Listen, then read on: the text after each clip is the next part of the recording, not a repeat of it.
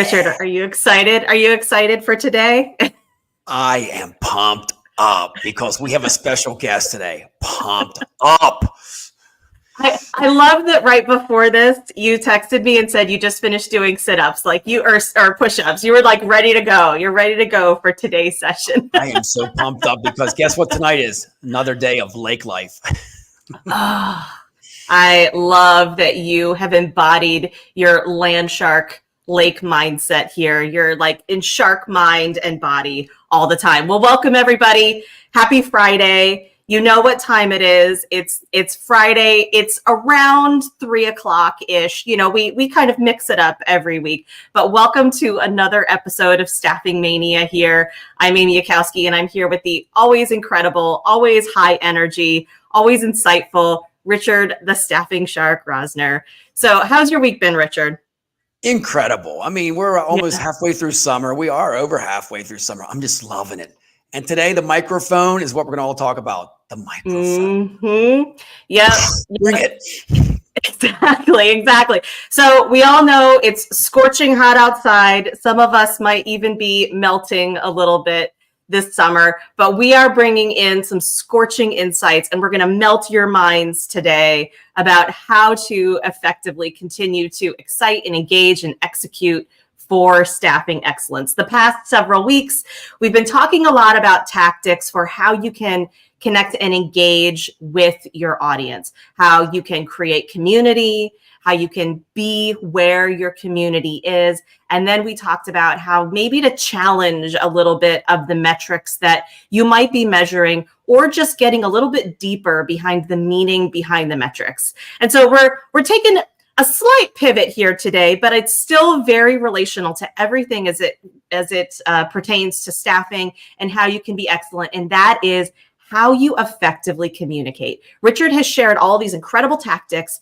about different ways that you can connect and engage with people, but we want to make sure that when you actually do connect with them, you know what to say, you are prepared, and you have the right insights and thought leadership and information, so that way you are making the most of those connections when you have them. So we are very happy to welcome, although I will say full disclosure, we don't know how long the session is going to go. It might completely go off the rails, because today's guest is someone who I know very well. He is my partner in both business and in life for the last 25 years, my husband and Painted Porch's MC, our master of communication, Rob Hunter. So we want to say and welcome Rob to the Staffing Mania ring here to talk more about, really dive into his area of expertise, which is all about communication.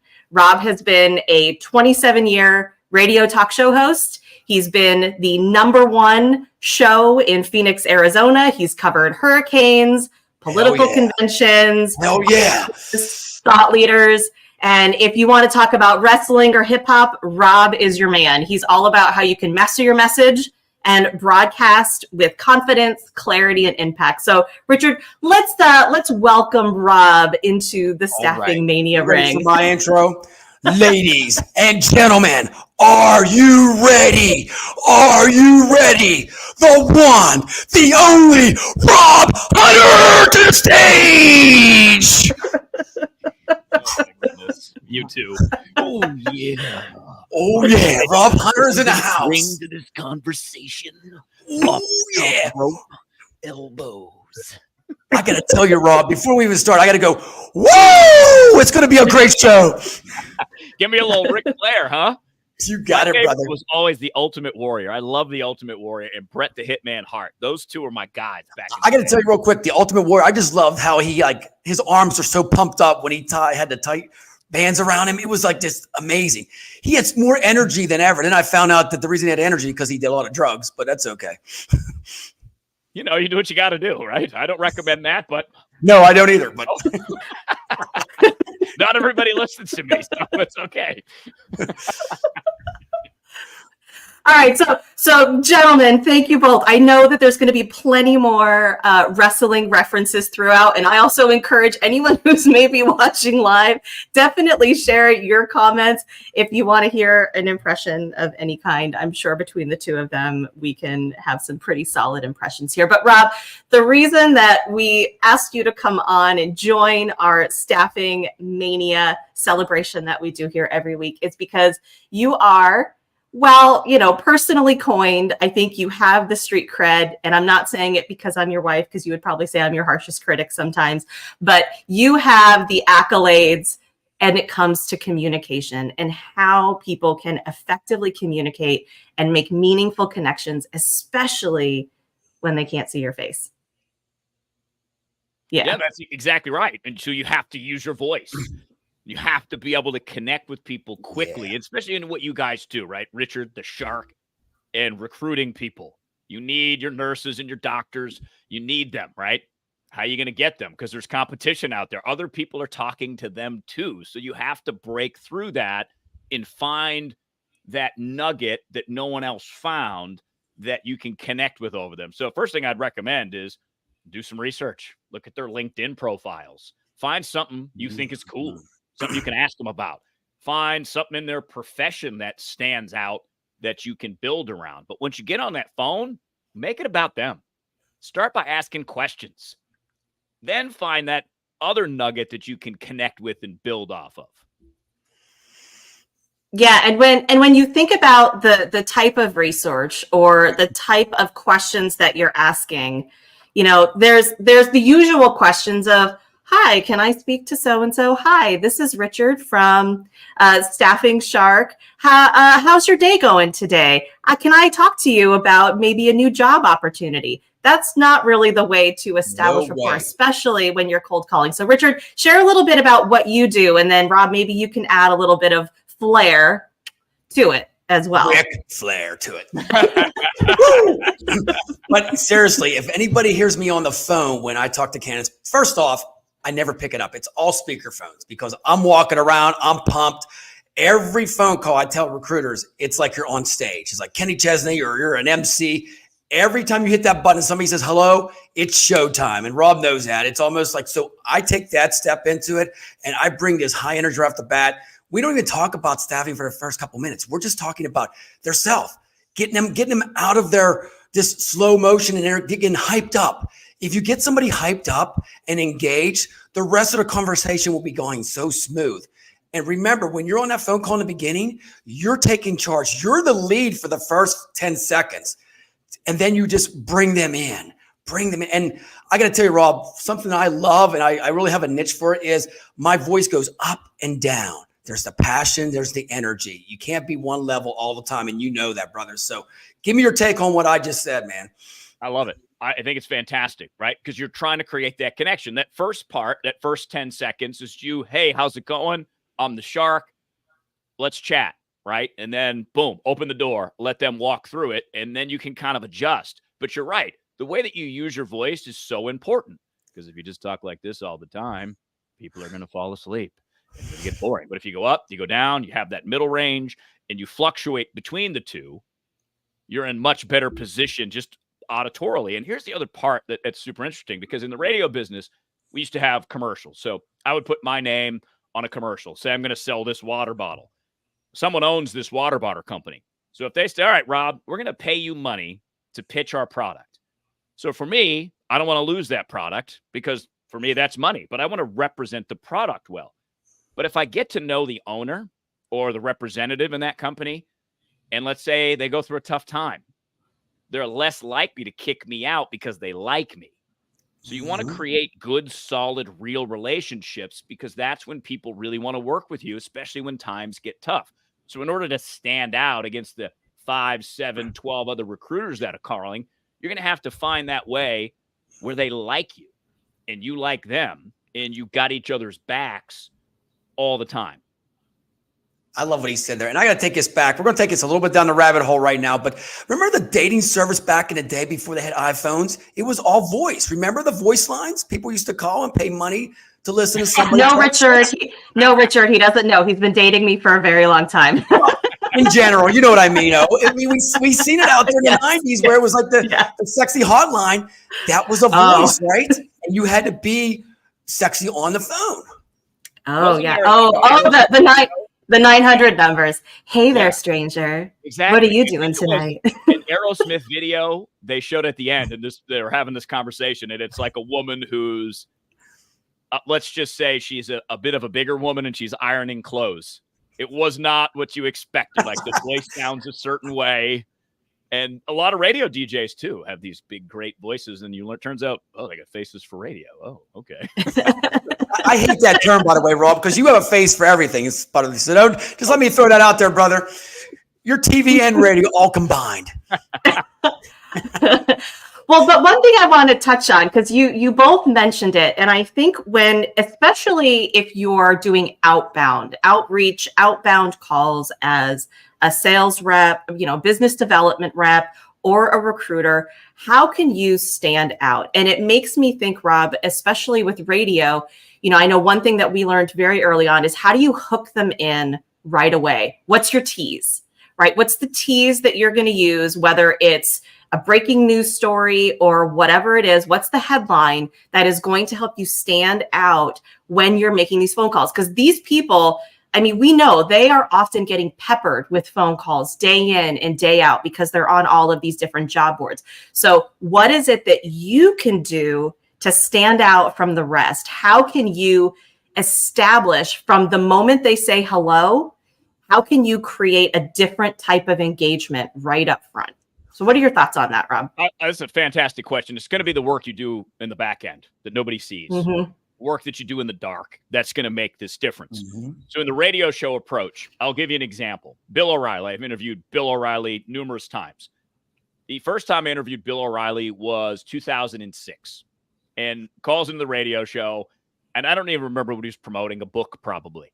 So I started off by telling Bill that my, at the time, 90-year-old grandmother used to watch his old television show, The O'Reilly Factor on Fox News. Yeah. And that created a little bit of rapport. It's just a little thing that I knew so that I could break that ice with Bill O'Reilly, because Bill O'Reilly's used to coming on and doing radio interviews and getting asked the same question over and over and over again.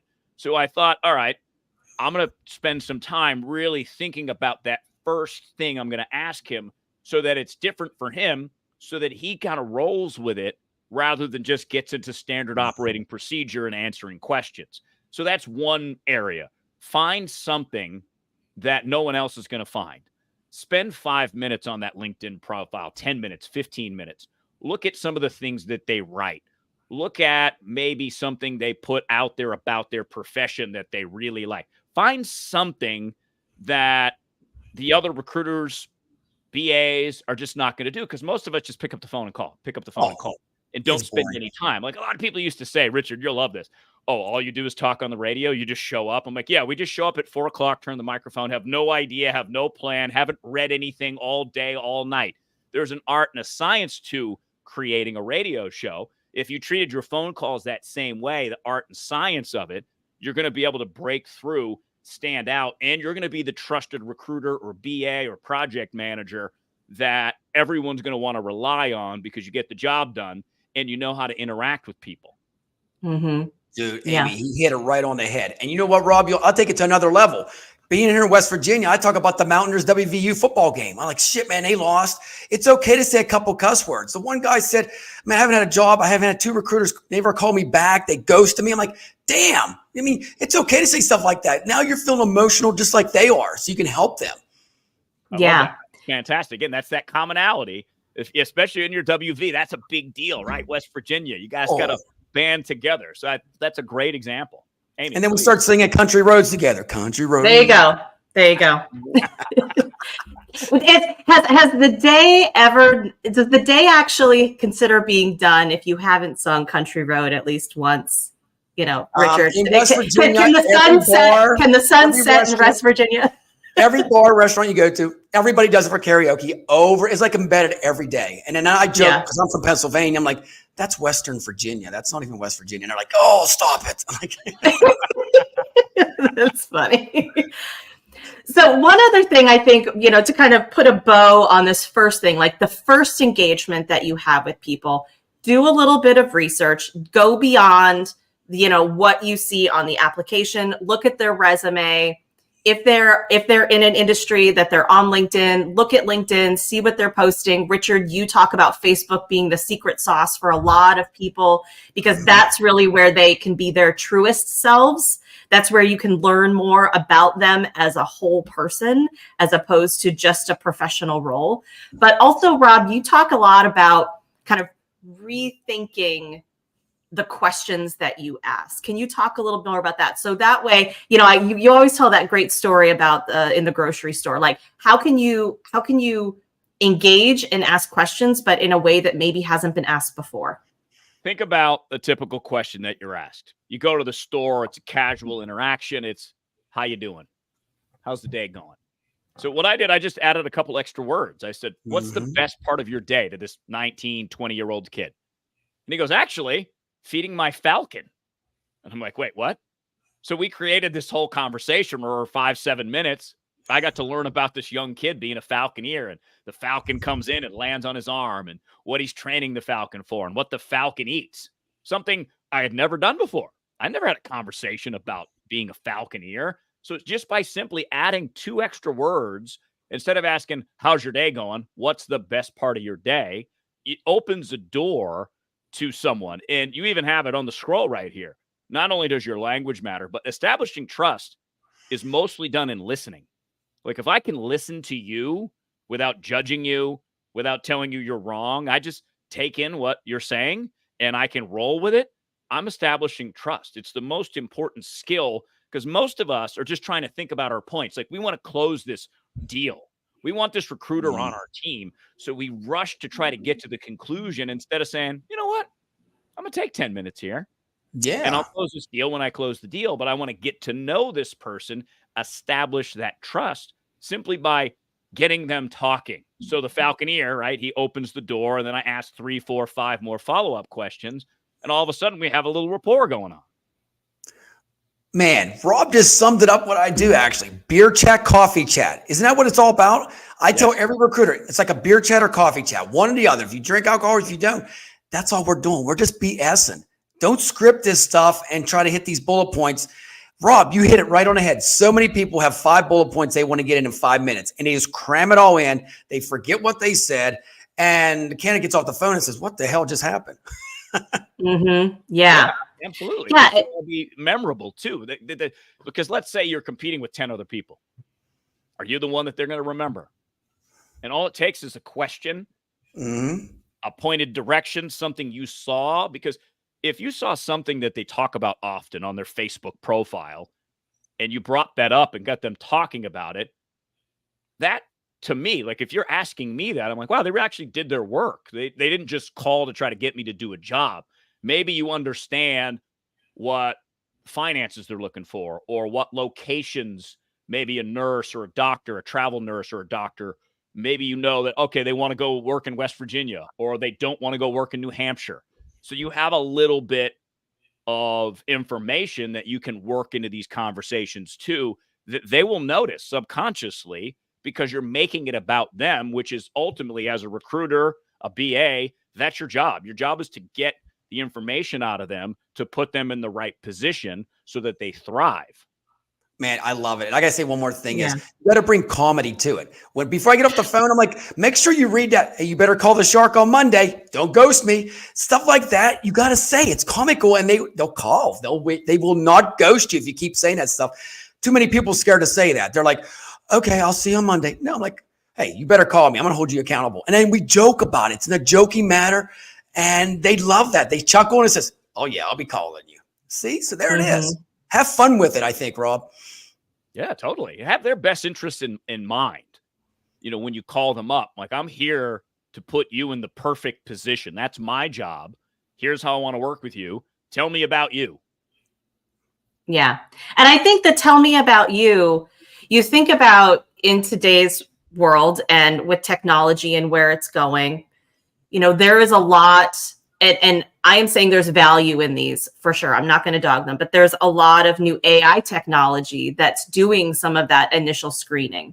The AI can do the verification of the credentials, the verification of the what and the when and the where, right? But the why is something that I think can be the secret sauce of that human, that recruiter, that client manager, that business development manager, to make that connection, to create that opportunity. I think that why is where you can really shine. And I completely agree. Don't have a script, but I think do a little bit of prep work, to your point, Rob. And if you are going to spend time scripting something, I would really say, to Rob's point, script out some different questions that you want to ask. How can you just take it one step better? Instead of where are you looking to work, say, what does work mean to you? Like, how is this going to, what value is this going to have in your life? What is this going to allow you to do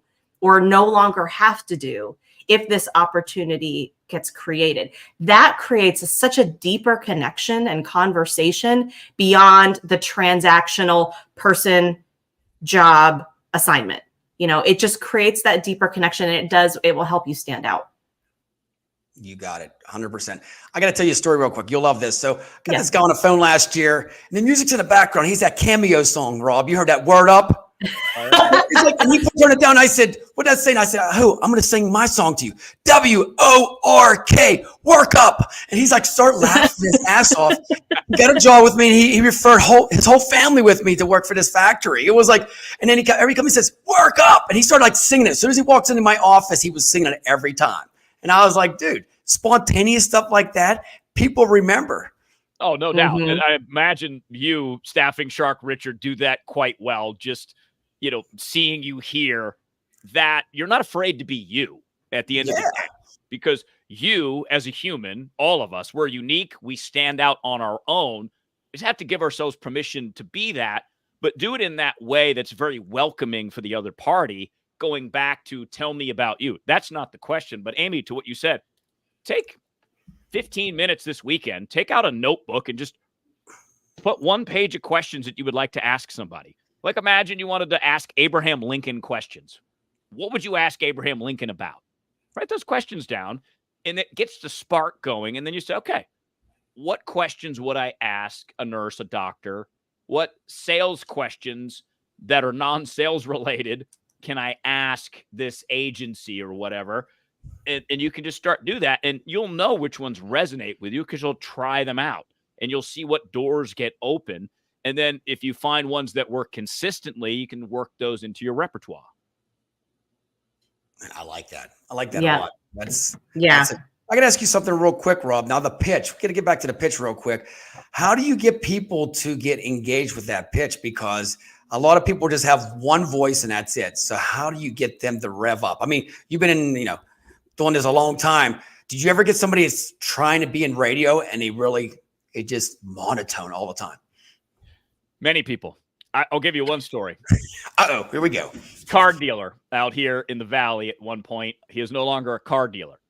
So he starts advertising on the radio station I was working at. And he starts listening to the radio station. He says, I can do that. So he tries to do that. He couldn't do it because he thought he could just show up, turn the microphone on, and understand what an 8-minute segment is, or a 10-minute segment is, or how to work through an hour on a talk show. So normally, there's tons of big news events that I've talked about, as Amy mentioned at the beginning, over the last 27 years. I would be very careful, especially if it was a sensitive issue. You're very careful by doing your work in the background, however long it takes. And if you're willing to do that work, that's really when you stand out. So it's that same thing. If you really want to be a great recruiter, the work you do in the background to open doors is the work that matters, right? Macho Man didn't just show up in the ring without working out, without going through his routine, without choreographing the moves. They don't just show up, right? They put on an excellent product because of the things they do that you don't see. And that's the same if you're a recruiter, a business analyst, a project manager. If you're really trying to stand out and you're committed to standing out, it is going to be on a Saturday writing those questions down. It is going to get data after a phone call, taking some notes. You know what? That question really didn't work. Cross that one off the list. But that person lit up when I asked him this question. So let's try that question again. Man, good shit. I got to tell you. So, Rob, I got to ask you on a side note, how long does it take you to prep for a show? You're in radio, so it's almost like recruiting. How long does it take you to? I mean, you just don't get on a microphone and just look at it the 10 minutes before you get on live. No, I'm kind of I'm kind of a nerd. So Amy can attest to this. There were many late nights, many early mornings. It just depended on what I needed to know and be able to convey clearly. So when I got to a point where I was confident, that's when I was done. So during the pandemic, for example, I had to read a lot of these science words. I didn't know what they meant. Spike proteins, what is that? So I would go look it up so I can speak about it in an educated way, in a nonpartisan way, to give people the information that they need that they can go use. So there's no real set answer, but a 3-hour show, you have 12 segments, about 8 to 10 minutes each. So you're talking about 35 minutes an hour, but you want to make sure I had a co-host in the half time that I got to talk. I was making sure my points were clear, easily understood, and easy to follow. So the prep process some days took 3 hours. Some days took 6 hours. But I looked at it as a cumulative process. Like I would read things on Monday that I might use next Wednesday. So it would be effective to just approach and take my life and morph it into what I was trying to be. And I think it goes the same for any profession. You know, you look at Kobe Bryant. He lived it. He wasn't just a basketball player who showed up. He's like, no, this is what I do. And since I do want to be one of the best, I'm going to practice more than everybody else. So it just depends on the level of work that you want to put in of how much you're going to stand out. You got it. Let me put a plug out there. Tom Brady's my favorite. So just I'm going to say TB's the shit. I got to say it. Yes. and look how much time he put into work. Amy, if you know, of course, everybody knows who Tom Brady is. I mean, to win 7 Super Bowls. Yeah, you just don't show up. Never heard of him. Tim Brady? Who? Tim Brady? The roast? No, we won't talk about the roast. Yeah. You could have the recruiter roast. Wouldn't that be a great show, by the way? But no. Depends who you're roasting. You're so right, Rob, about that. It's all the time and effort you put in. Just like going to the gym. You just don't show up one day and have a 6-pack and, and you're flexing and stuff like that. There's more to that than just, going to the gym. You got to eat right. It's the same prep for everything you do.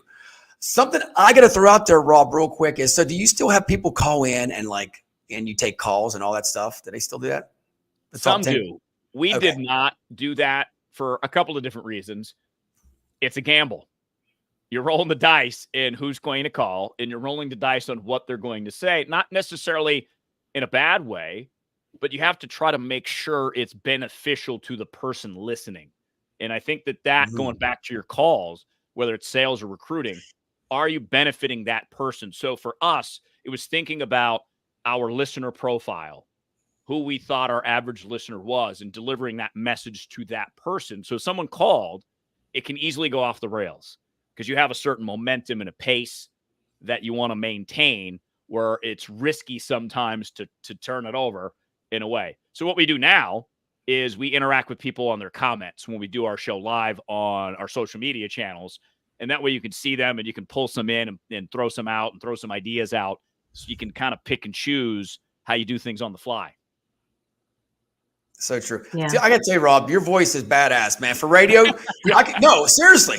You got a little bit of a twist of the Wolfman Jack, too. You know that. I mean, there's a little bit of love it because we're dating ourselves now. Can you do any impersonations real quick, Rob, for us, a couple? You have anybody? Oh, man. Let me think of, you remember Paul Harvey back in the day? The greatest storyteller of all time. The rest of the story, of course, right? Exactly right. I'm Paul Harvey. Good day. That's what he used to say at the end. Now you know the rest of the story. Yeah. Dude, that's badass. Seriously. Oh, God. Paul Harvey. We're going way back. Originally, he's one of the guys that took it just from being, all right, here's a service that broadcasts audio, where he added elements like storytelling to make it compelling, which is also something you can use for as you're doing recruiting and sales. If you tell that person a story, man, and you can connect to their emotions and they can see themselves in that story about how you might put candidates in perfect positions, they will go, wow, that resonates with me. And that's another key factor in connection right there. And I like how you said with Paul Harvey, he has a tagline. I mean, before he gets off the air, it's the same thing every time. Every day. Mm-hmm. Yeah. Okay. All right. So gentlemen, so we've set the stage. So in your first connections, how do you hook them in, right? How do you stand out? How do you hook them in? How do you create connection? And how do you ask maybe a little bit different or ask better questions than what 99% of recruiters and sales development managers are doing? I want to talk about something else and take a little bit of a pivot to something that we've talked about, Richard, a little bit in the past, and that's about language and the power of the language that you use. You know, we touched on this a few weeks ago when we were talking about how you're measuring what it is you're doing every day, whether it's metrics itself or the language that's being used, and whether or not you are being a little too generic and not as human with the messaging, but also with the language that you're using and the type of tone that you're establishing. And Rob, I know you talk a lot about that, about the power of language and the impact that the words that you use matter as far as what it is you're broadcasting and the intent that you're trying to get out there. Can you talk a little about that? Communication is your billboard. So you imagine you're driving down a highway, you see a billboard. It has a sales pitch on it. It's broadcasting something to you, wants you to take action. You are the same thing. You are a billboard.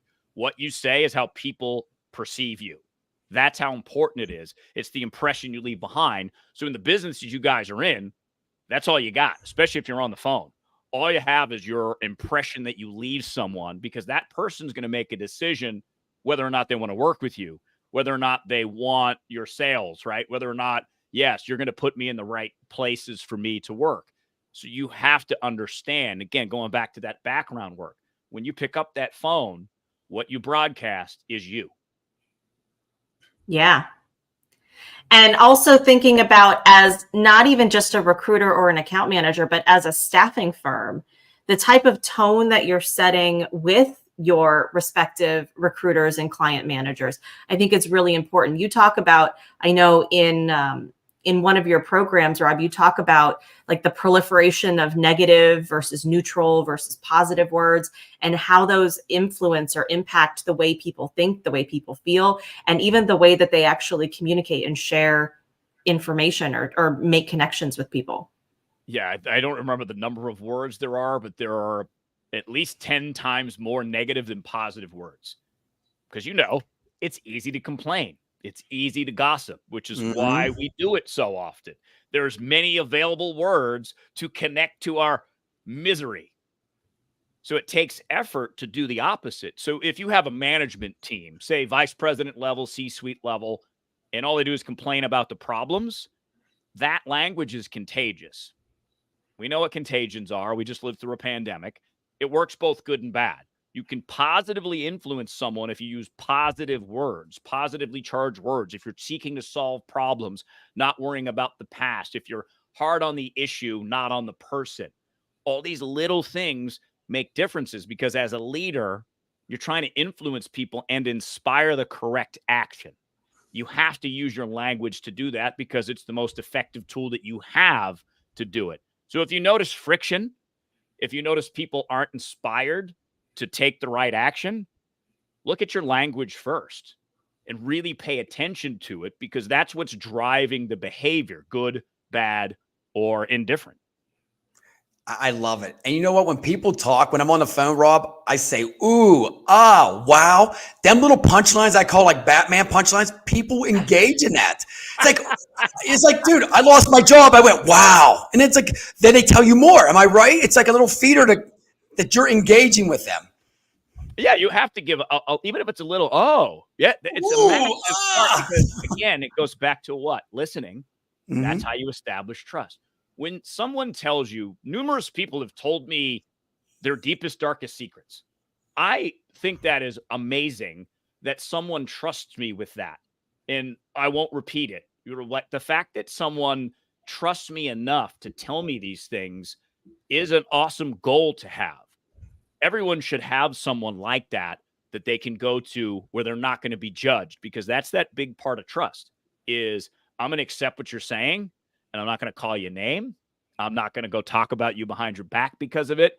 I'm just going to sit with that and say, okay, and maybe ask more, or maybe you just keep talking. But Richard, to your point, I'll keep prompting you that I'm paying attention, not to distract you, not to overtake the conversation, not to share my idea with you or tell you you're wrong.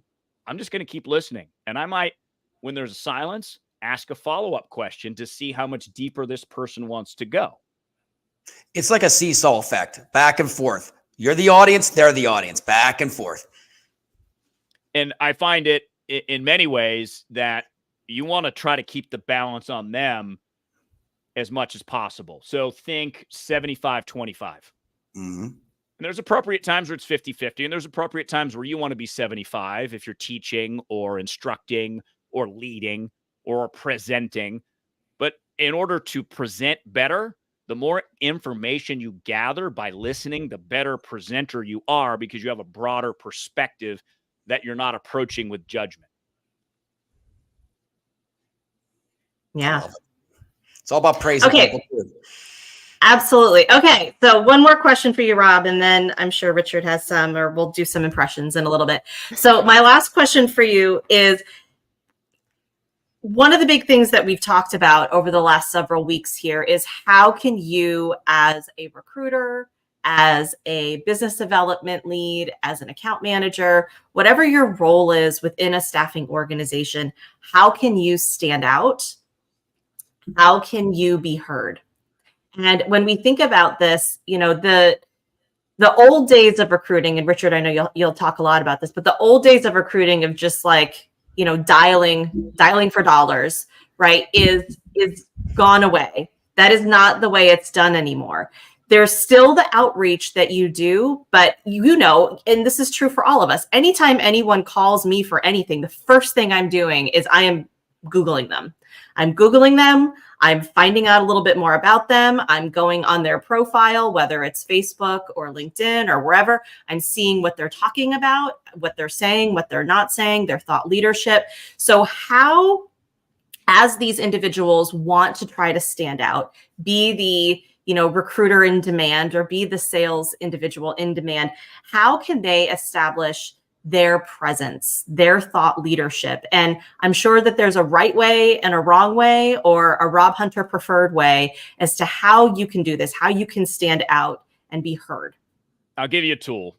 It's a tool that I created to help me do my talk show, and it's called C.L.E.A.R. It's a 5-step process, because to stand out, you have to be clear. You have to be easily understood. I just want to talk about politics just for a second, because Donald Trump does something different from most politicians.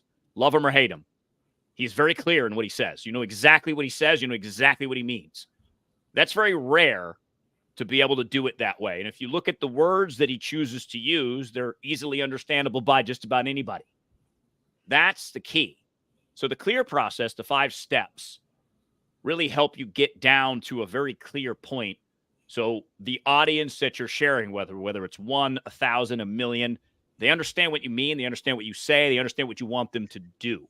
So the process, you want me to explain it real quick, the 5 steps? Yeah. Go for it. Okay. Hell yeah. The first Hell step, yeah. capture, right? Yeah. What you want to do, brother, is you want to capture your ideas in one place like this right here. Ooh, And when you capture ideas, you I'm can gonna look write at this those shit down. Write it down. Write it down. So the second step after you capture your ideas in one place is to link your ideas. So you want to look for commonalities. You want to say, all right, I wrote down 20 ideas. Now I'm going to put those ideas into groups. So we'll use 5, right? That would be 4 ideas in each group. So now I have 5 groups of ideas that all maybe say, okay, this is category 1, category 2, 3, and 4, and 5. Okay, so now I'm linking my ideas in those groups. So now I'm looking at, instead of just a big mumbo jumbo, I'm looking at a little bit more of an organized process. So from that linking, we go to step 3, which is E in C.L.E.A.R. Establish your theme. Linking the ideas will make the theme of what you're trying to see and say more obvious. So, for example, Robert Greene is an author. 48 Laws of Power is one of his most popular books. That's his theme of the book, 48 Laws of Power. Subsequently, in those 48 laws, he has them all laid out the same way. Each law has its own theme. So then he goes to the fourth step, right? Fourth step is very important. Arrange. So we got capture, we got link, we got establish theme. Fourth step is arrange. So you go back to your linked groups now that you know your theme, and you're going to arrange your talking points to support your theme. Which one is the most enticing? Make that first. Which one is supportive? All right, we'll put that second. And what you might even look at with your 5 groups that we're theoretically creating is you might say, idea 5, I don't need it. I'm going to cross it out. I'm going to support my theme with these 4 ideas that I've arranged in the order I want to be clear. And then the final step is refine. Shorten, shorten, shorten. Edit, edit, edit, edit, edit, edit, edit. Take as many words out as you can, rearrange it, because our natural tendency is to just blurt things out, which is why this process is important, because it helps you narrow it down. And when you narrow it down and you say, there's a scene in Ocean's 11, and I don't remember what, no, he's like, don't use 11 words when 7 will do. It's that. If you can figure out how to use 7 words versus 11, you've gone through the C.L.E.A.R process. Richard, Amy, and you are more likely to understand what I'm trying to get across and understand, if I'm a leader, what it is I want you to do. And then if it's going back to recruiters and sales calls, they know exactly who you are and what you're going to do for them. Yeah. Because the attention span of people is shrinking more and more, It's right? Like, I mean, 4 seconds?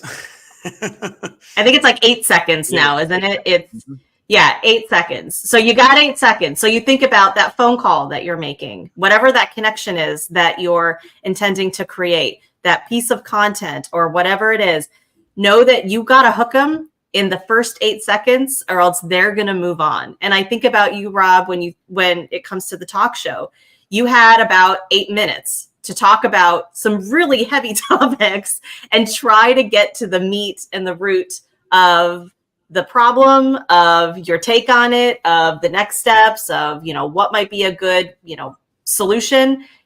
8 minutes or less. What if you timed yourself as a recruiter or account manager, and you could even simulate this with someone within your organization and practice trying to hook someone in and get through an entire conversation where you have a very clear conclusion in 8 minutes or less. You know what I love about that, Rob? It's basically like a song, like Ice Ice Baby. The hooks on songs are no longer than 7 words, right? Mm-hmm. I mean, or if I used to coach football, can I even say this? We used to have the KISS method. Keep it simple, stupid. I mean, seriously, that's what it was. It's like very basic. We're going back to elementary. To get to simple, right? Because we're not naturally programmed to be simple because these brains are complex. So you got to work with your brain. You're given this amazing machine, which is the most amazing machine on earth for a reason. It's how you use it is how you stand out. So get clear. So Rob, if they wanted to get clear, if they wanted to get a little bit of guidance on this, what could they do? Easy. Go to nowgetclear.com. NOWgetclear.com. So it's right there. You can download it. And what we'll do is we're going to have you put your email address in, but you're going to get emails over the next 2 weeks that help you go through the process to practice. Because, Richard, you know it. You got to practice. The Macho Man practice. The Ultimate Warrior. You got to practice. And Allen Iverson, if you're a sports fan, did not practice. And as Robert Downey Jr. says in Tropic Thunder, went home empty-handed. No championship. Didn't like to practice. I love that. Tropic Thunder, my God, is a badass movie. By the way, it's one of the best. So good. Mm-hmm. Oh, my God. Mm-hmm. That is good. I mean, I got to tell you, Rob, everything we talked about today, and we're going to continue, is like, this is so true that nobody ever teaches us this stuff. I mean, we have to learn our own. I mean, Amy will tell you, we go to Staffing World, they have a knowledge hub. You got 10 minutes to get all your info in, and you cram it in. It's all what we're talking about today. You got 10 minutes to give them some knowledge. We don't have an hour, 10 minutes. And what I would do in that scenario, Richard, is I would say, okay, if I have 10 minutes, I probably have time to make one theme and 2 or 3 supporting points, depending on how many details I need in those supporting points. And then I would arrange them, right? Going back to Get Clear. Get Clear is a perfect process for this. based on any time that you have to speak. If you're trying to shrink something down to 8 seconds, or if you've got that 10 minutes and you have to explain your business process in 10 minutes and why it's better than everybody else's, boom. Okay. Our main point is that, right? Mine is communication is your most useful skill. It just is. You can use it in every single scenario. So I would support that by saying most of what we do is communicate. About 80%, especially at work, over 80% of most people's work days, office workers, is spent in some form of communication. So if you can use it to get more done, to get other people to get more done, to close more deals, to get more nurses and doctors on your side, why wouldn't you start utilizing that skill? Because it pays you so many dividends. Not only that, you just feel much better because you're closing more deals. And when you close more deals, you just get more confident. And then you realize it's just a product of the voice and the things that come out of your mouth and how you can control it. Because, Amy, we know our stoicism. You can only control you. Trust me, I've tried to get Amy to say certain things. Woo! So is this like the muscle? Is this the Macho Man and Elizabeth? Amy, are you Elizabeth today? Good pull. Yeah. She is cuter than Elizabeth. Elizabeth was cute. Oh, And then I'll just play, but it's not the storyline. I'll be just Lex Luger for the minute, right? Remember that? Remember that storyline? Oh yeah. That was, by the way, great. Oh my goodness. So Rob, I gotta ask you real quick. Favorite DJ, like growing up, did you have one? It was like just ultimate that you love to listen to since that is a great question. Since you're the voice king. You know what? I would go play-by-play. Joe Castiglione was the Boston Red Sox play-by-play announcer. So when I first started to think about broadcasting, that was my ideal job. Well, if I could go call Boston Red Sox baseball, that would be amazing. But then it would be, my dad used to listen to oldies music stations. I don't remember any of their DJs' names, but it just seemed fun what they did. Like, all right, this is from the Beatles' 1968 album, blah, blah, blah, blah, blah. And they get to communicate with you while you're driving. So my old company that I was just working with, iHeartMedia, their kind of goal was for us to be that friend in the car with somebody. Like that aspect of broadcasting is what makes it fun. And, it beat being an engineer to me. It beat working in a supermarket like my dad did. He was in the management side of things. It just seemed like a fun career. Casey Kasem. You got to love Casey. Remember that? Oh, I'm glad you made great voice. Yep. Mm-hmm. And then modern day one now, Ryan Seacrest, man, is crushing it on the radio. I mean, it is what it is. People listen to him everywhere. He gets $1 million for one day on New Year's Eve, right? Shit. I mean, he is the new Dick Clark and Casey Kasem. It's unbelievable how he's doing that. And he does the American Idol thing still. And it's funny because people don't think of radio being powerful still, but it is. It is really powerful. And satellite radio, I mean, I listen to it all the time. I mean, the MTV VJs back in the day, I know them all. Nina Blackwood and all them. Nina Blackwood. Yes. Nina Blackwood. You heard Nina and you know she smoked a pack of cigarettes a day, right? I think she smoked like 3 or 4. It was like Blackwood. Downtown Julie Brown. Wugga, wugga, wugga. God bless and goodbye. Good stuff on the voice, man. I love it, man. Okay, so Rob, you ready for this? I have a couple wrestling taglines here, and you got to tell me who it is. And I'm not going to try to pull the voice, all right? Know your role and shut your mouth. Oh, man. I don't know that one. Know your role and shut your mouth. Know your role. Sounds like something Steve Austin would say, but I was kind of out of wrestling. Close. Is it like Triple H? Oh, The Rock. He's The Rock, remember? Okay. Yeah. See, I didn't quite make it as far as The Rock. I kind of. Yeah, I know. That was like a little bit. Yeah. Hulk Hogan and Andre the Giant, Ultimate Warrior, like the late 80s and early 90s were my heyday. All right. Well, here's one you're going to know. To be the man, you got to beat the man. Oh, woo! Man, Amy, you should have prepared me. I could have studied wrestling taglines. To be the man. Sorry. Man. Roddy Piper. I don't know. Ric Flair. Remember? Oh. You did say that. Remember he said to beat the man. Remember he used to come out like that? To beat the man. You got to be the man. Woo! I tell you what, and you know what's funny about this? Before we wrap things up, WWE back in the day was all about the voice and the taglines. I mean, the character was the tagline. Everybody in the audience was waiting for that to go, woo, or Hulkamania stuff, Hulkamaniacs, it's like, that's what we thrived on. let me tell you something, brother. Hey, you know what? Every time I hear that, man, I just want to eat a Slim Jim, don't you? Oh, totally. No, But here's the thing, Richard. You're actually onto something very important. Uh-oh. Because that's what those taglines are what helped the wrestlers stand out from one another, because they all looked jacked. They all were athletic, but they all had to have unique personalities so that they would stand out on their own. So the tagline is a great thing for you of all people as the staffing shark to say, because in a sense, you want to be your person on your phone calls. You might not necessarily need a tagline, but you want to approach it that way. And that's what one of the best bosses I had. He said, look, man, what we do on the radio is part WWE. So you have to entertain. Entertain me if you are calling to recruit me. Make it fun. I love how you said it. I say it every time. Entertain's the first thing in our business. I'm like, I'm an entertainer. I am. I'm one of the original entertainers. I entertain everybody. You're like, how do you get candidates? I said, I entertain them.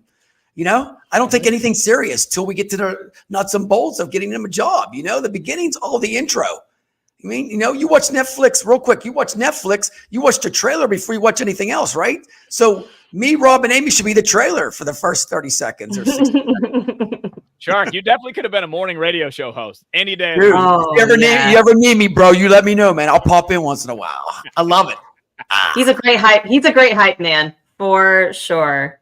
But I think to kind of put an end cap on that, since we've gone a little extra, but we knew we were, because this was a really important conversation. But when you think about the connection that you make, and not just the tagline, but spending the time to really get to know these individuals, make it about them, and don't ask them to marry you right out the gate. Rob and I dated for 10 years before we got married. You know what I mean? Like, get to know each other a little bit before you're immediately asking them to take that next step. If you create that relationship where you are nurturing that relationship and you are not just viewing it as simply a checkbox for your weekly goals, but a connection and a relationship that you're establishing for the long term, hopefully, I think that that's really going to be what's going to help you stand out. And the keys to doing that, Rob, that you shared is really hooking them in, finding a way to hook them in, ask the questions that are different, and be willing to sit and listen as opposed to trying to sell and pitch. And then, really be clear, get it really honed in, get it nice and tight. So that way you're making the most of the opportunity, because it is an opportunity. It's a privilege, the opportunity and privilege that you have to be able to have these conversations with these individuals as candidates and as clients. I'll give you a stat. I'm going to pick up my phone. The average person reads 62,000 words on this thing every day. And that doesn't count videos. That doesn't count anything else. That's just reading. So which of your words are going to be memorable of those 62,000? Because that's what you're up against. Because that 8-second, people will pay attention to you if you're interesting. If you're not, boom. We're trained. Change the channel. They're changing the channel. Yeah. That's right. Sharktastic. Get this shit ready. On average, I just saw the stat. I think it's accurate. I have to double check. 9,000 something ads a day. Between your billboards, your television, your streaming services now, your phone. We're bombarded with these things. We don't want to be in a sales process all the time. And I took control of a conversation recently because some guy hit me up on Instagram. He's doing the whole sales pitch and the funnel thing and all the stuff that we're all so familiar with. And I said, dude, what do you do? How are you going to help me do it? And how much does it cost? I love it. You gave him a suplex, didn't you? Suplex? I did. You did. I love it. You gave him a plex. And then I got on the top rope, and then I macho manned him. And then what happened then? Did he submit? He hang up the phone? He said, all right, I'll tell you what I am. I'll tell you what I do. And I'd say this. I said, good, because now I don't have to get on a call with you. I'm not ready for this. I might be interested in this in a few months. So I said, why don't you hit me up in 3 or 4 months, and we'll see where I'm at, and we'll go from there. It's just a way better sales process because I'm done with your sales. I'm done with your funnels. I'm done with your pitches. I just want to know what you do, how you're going to help me, and why you're better at than everybody else. I love that. What a punchline. Get clear, people. Get clear. You went June. Yeah. Rob Hunter. Anytime you get Rob on a sales call, you know he's going to give you a suplex if he doesn't want you. Right. I'm coming with you. Just tell me what you do, how you do it, why you're good at it, and how much it costs. And I'll let you know if I want it. And at that point, they're going to be like, what'd you say? What company do you work for again? Oh, I don't even know.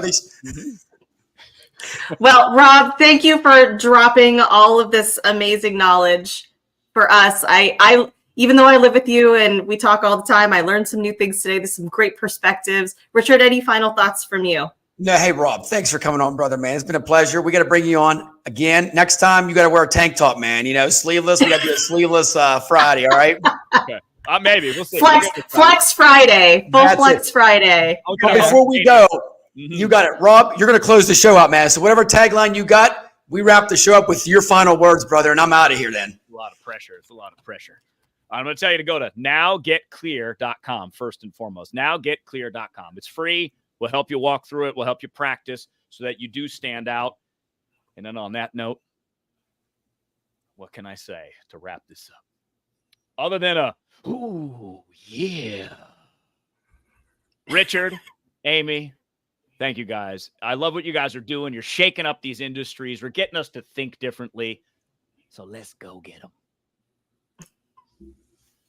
That's a wrap.